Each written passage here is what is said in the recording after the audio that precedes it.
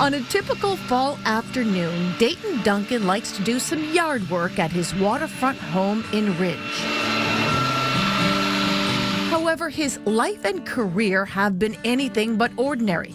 Working alongside documentary filmmaker Ken Burns ignited a passion for history beyond what is taught in school. I lucked out. I sort of more or less stumbled more by happenstance than by planning into spending my adult years studying, writing about, making films about this incredible country and the glorious continent that is what we call home. For 30 years, Dayton collaborated with Ken Burns, conducting research and producing award-winning documentaries. The extensive time required for research, interviews, writing, and editing these films is overwhelming, yet exhilarating.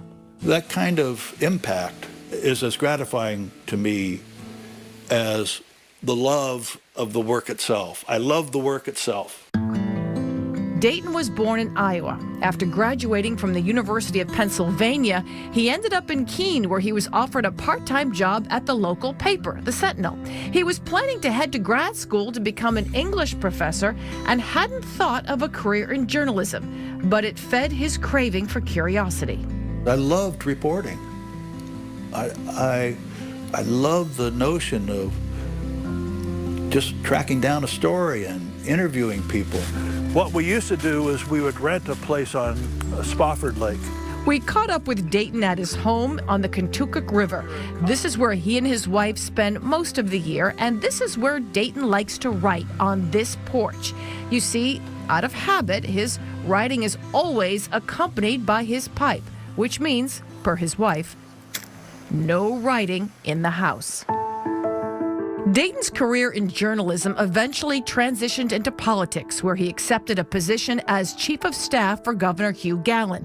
This shift in his career path also led to a chance encounter with a young, relatively unknown filmmaker who had recently moved to New Hampshire, Ken Burns. Burns wanted to interview Governor Gallen on the revival of the old mills along the Merrimack River. The day that the interview was scheduled, this kid walked in. I thought, this must be the intern. Where's the filmmaker? And it was Ken. He had the sort of Beatles haircut and everything, which he, kept for most of the rest of his life. But, he looked like he was 15 or 16.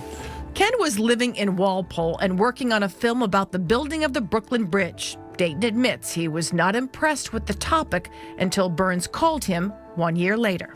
I got a call and it said, "Hi, this is Ken Burns. I don't know if you remember me." And I go, "Yeah, I remember you." I was thinking, it's the kid, with the the stupid film about the building of a bridge. And he goes, "Well, I told you I was making this film." I go, "Yeah." And he says, "Well, I want you to know it's been nominated for an Academy Award." And I thought, well, I guess I should never have doubted this guy's, sense of a story and what could be turned into a good story. Their chance friendship sparked a remarkable 30-year collaboration, culminating in a collection of award-winning films and books. Their debut project together, The West, a 12-hour series on the history of the American West, aired in 1996, captivating audiences and setting the stage for their future successes. And then we started doing other films together that were on that list. One on the Lewis and Clark expedition, Mark Twain, funny film about the first automobile trip across the United States called Horatio's Drive, which it took me about 10 years to convince him that we ought to make. A film on the national parks, The Dust Bowl. Hello, I'm Johnny Cash. And this 2019 film, The History of Country Music. I think it's a great idea if I'm the one that writes and produces it, because I'm an old country music fan. This is the story of a uniquely American art form that sometimes gets defined as three chords and the truth. Creating a documentary is a comprehensive process that can take years. Thorough research, interviews, captivating filming, and meticulous writing. Once filming wrapped on a project came the monumental task of editing, another part of the job Dayton embraced. If you're lucky, you might be able to do what what Ken would call emotional architecture, so that you feel like you're there and you feel what the people who you're describing, who are maybe 200 years dead, but using their words and telling your story, that you can put viewers into that place.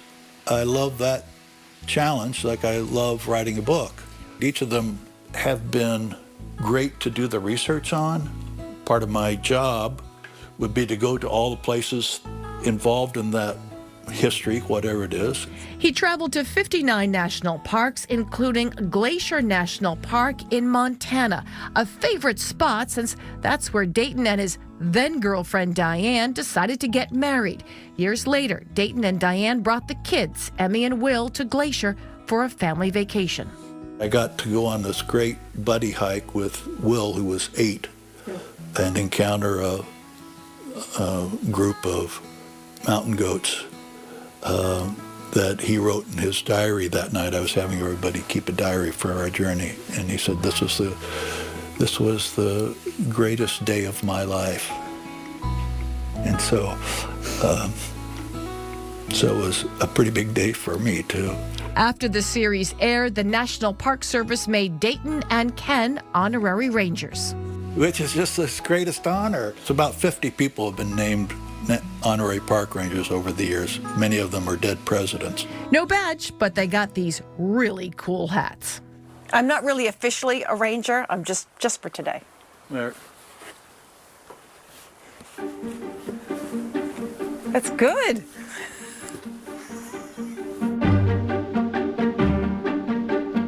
Dayton is writing his 15th book, keeping the specifics under wraps.